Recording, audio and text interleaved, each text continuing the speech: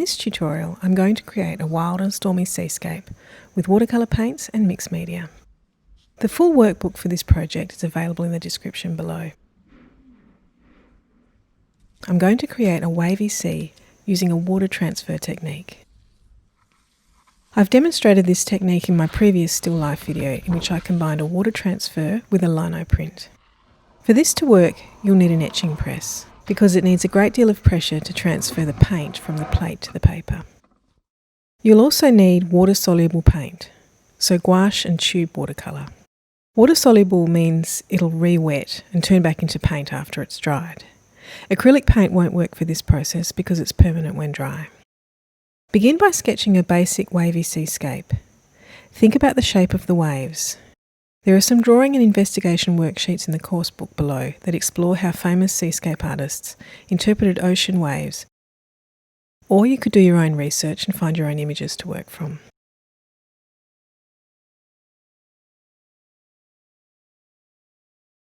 For this project, I'm going to work on a plastic pocket to make the transfer plate.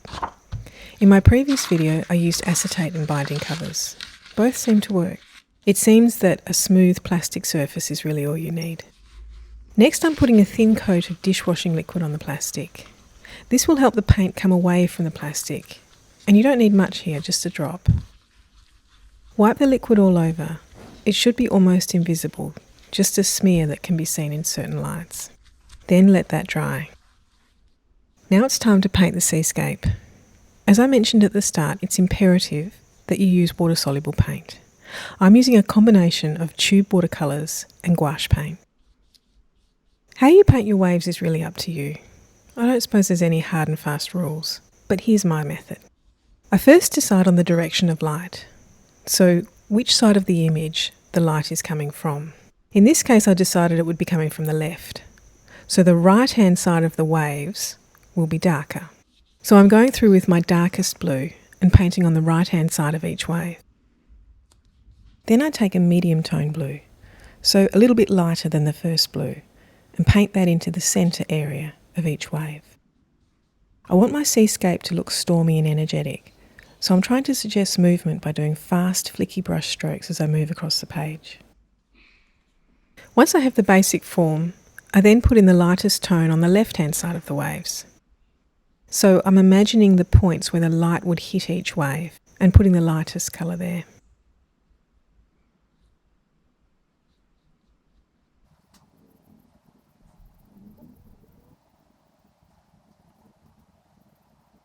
And because this is a wild, stormy sea, I'm emphasising the pointed tops or crests of the waves.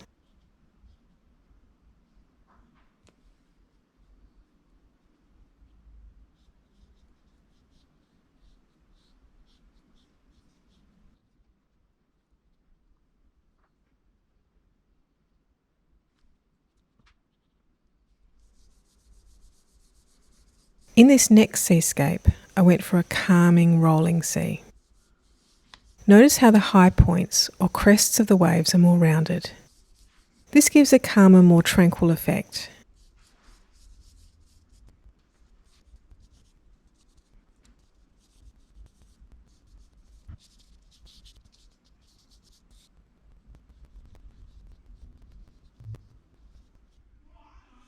Alternatively, you could use a wide brush and just work without a plan, laying down the paint in fast, expressive strokes. This is a good technique for younger year groups. Just make sure you stop brushing before the paint blends together and becomes muddy. The success of this technique depends on being able to see those brush strokes and the different shades of blue.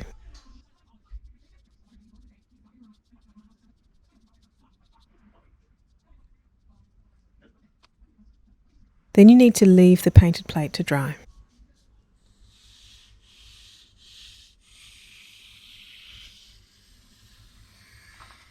Next, I'm going to make a stencil out of a thin sheet of paper. This is just plain copy paper. I'd like a border around my ocean waves, so I'm cutting a curve-shaped border into the paper. Then some coral shapes to go along the bottom of the picture. When you're trying to cut intricate shapes like this, it's easy to cut the paper into small pieces and then turn the paper around the scissors, rather than trying to turn the scissors around the shape. You can also fold the paper to cut shapes that are symmetrical. or cut several of the same shape. Or you could simply cut basic strips to look like seaweed.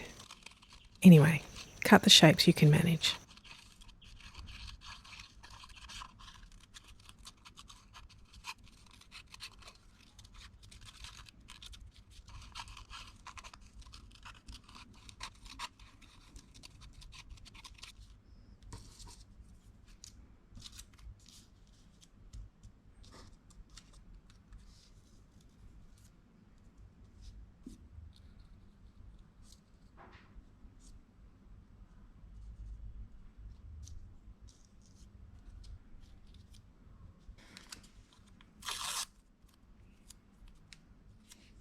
Use some small pieces of masking tape to stick the coral shapes to the bottom of the border.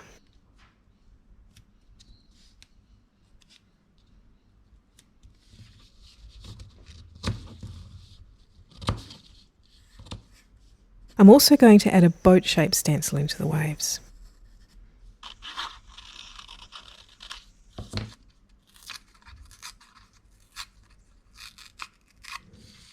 Another option is to make a torn edge stencil, which is essentially the same, but you tear the shapes instead of using scissors. This will give you a more natural, organic edge quality to the shapes.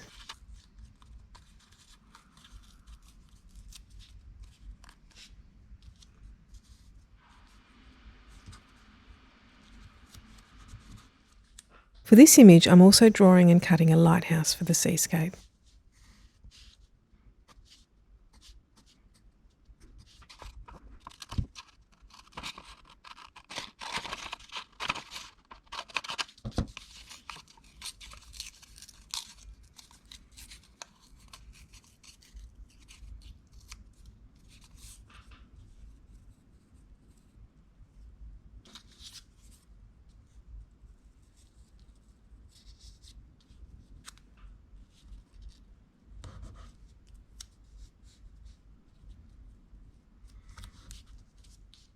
Or, for more advanced levels, you can cut the shapes out of masking tape.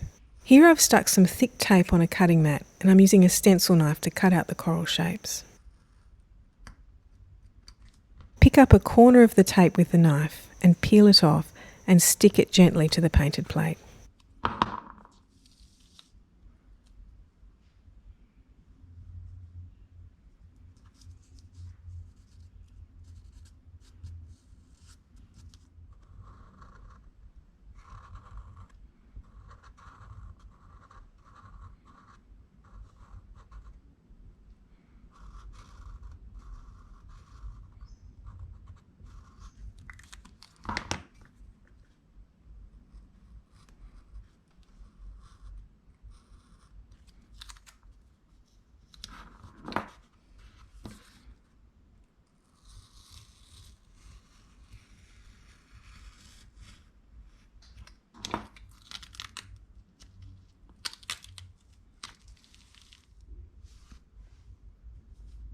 To transfer the print, you'll need to soak some paper. This is heavyweight cartridge paper. You may need to experiment with what you have. Printmaking papers and watercolour papers should work also. Lift the paper out of the water and let the excess water drip off. Lay the wet paper on some clean paper towel or butcher's paper and pat it dry. The paper needs to be damp but not dripping wet. You'll also need an etching press. Lay the plate on the bed of the press with the paint side up. Then lay the stencil over the top. Add the boat.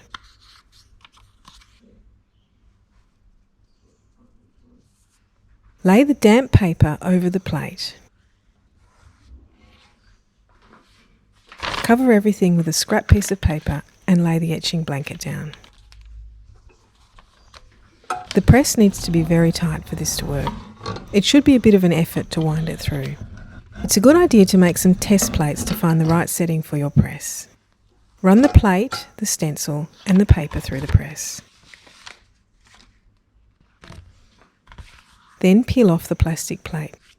The damp paper has reactivated the water-soluble paint, and the pressure of the press has transferred it to the paper.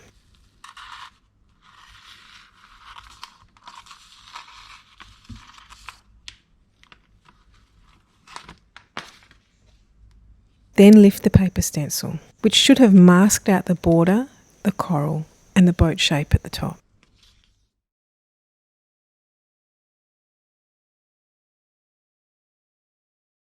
This is the results of the torn paper stencil.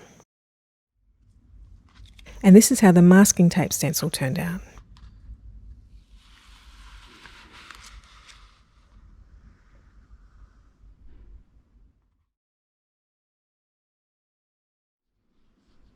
For this piece, I'm going to add the details in watercolour and fine liners. Starting with the coral at the bottom here, I'm going to use this yellow oxide ochre colour as the base for each colour I mix. This way, the colours will have a common undertone that should help to harmonise the colours and link them together.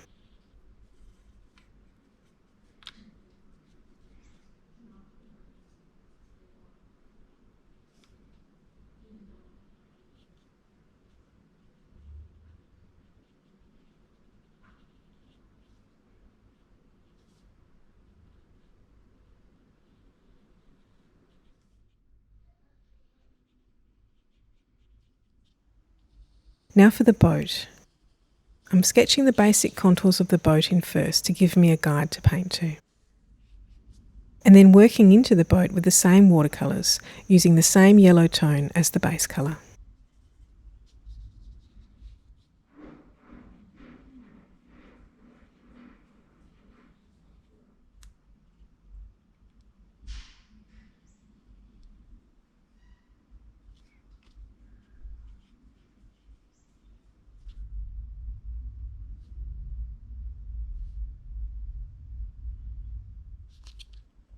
And finally, once that paint is completely dry, I can add some fine details with coloured fine liner pens and white, silver and gold gel pens. These type of gel pens are handy because they work on dark colours, so I can add pops of gold to this dark strip of the boat. For the coral, I'm choosing pen colours that are similar to the colour I'm working on top of. Again, so that the colours are harmonising together and there isn't too much contrast between the pen and the paint underneath.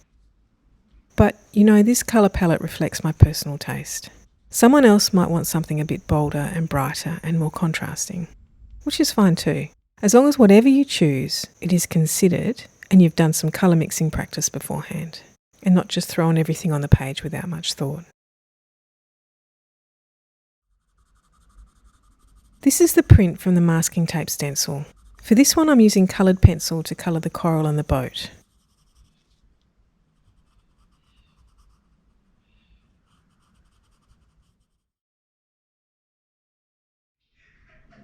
And then another layer of coral behind the first using a white gel pen.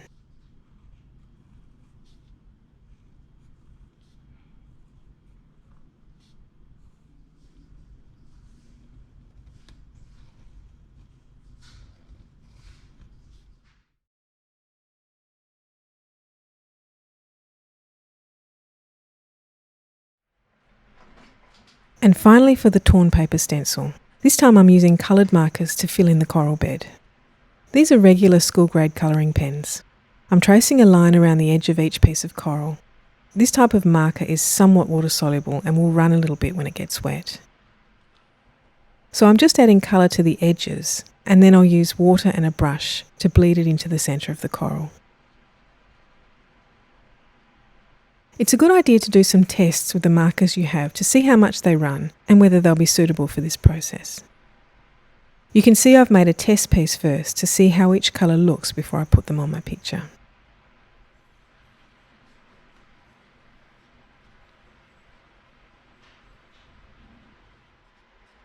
And then a similar technique for the lighthouse and the boat. But for these I did a little pencil sketching first, just to get the shape and form in before I went over in marker.